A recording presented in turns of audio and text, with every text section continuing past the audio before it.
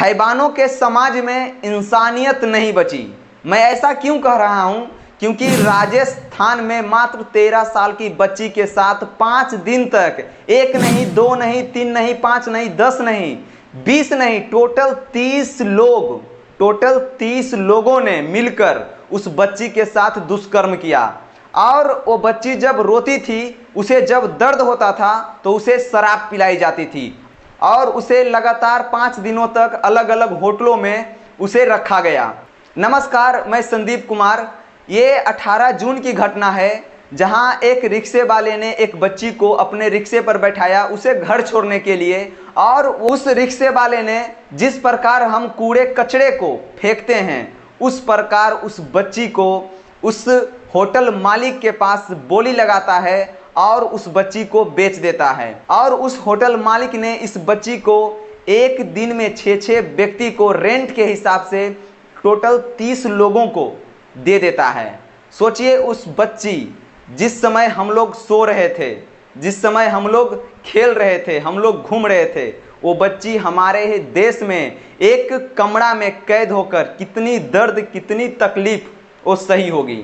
और हमारी देश की मोदी सरकार बोलती है हम देश को विश्व गुरु बनाएंगे। ये ख्वाब आप किसे दिखा रहे हैं? जिस देश में रोज 80 घटनाएं हमारी माताएं, बहनें, हमारी बेटियों के साथ होती हो, उस देश को आप विश्व गुरु बनाने का स्वप्न किस आधार पे दिखा रहे हैं? आप बस पोक्सो एक्ट जैसे कानून इस देश में बनाकर रखे हैं, पर पोक्सो एक्ट जैसे कानून से ऐसे अपराधियों का हाथ अभी तक नहीं कांपता है। ऐसे तमाम हजारों लाखों फाइल्स अभी भी कोर्ट कचहरी के दरवाजे पर धूल फाक रही है।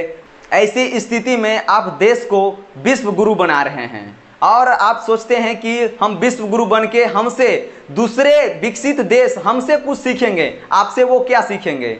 आश्चर्य की बात यह है कि वो बच्ची तो जिंदा है, पर उसकी अंदर का रूह, उसका अंदर का आत्मा मर चुकी है। उसे अब कौन जिंदा करेगा? उसका जिम्मेवार कौन है? ये सवाल हमारा नहीं, देश का है और आपको जवाब देना पड़ेगा।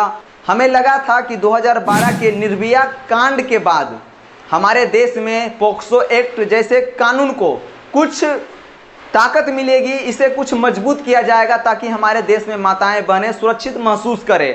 पर ऐसा दूर दूर तक नजर नहीं आता है।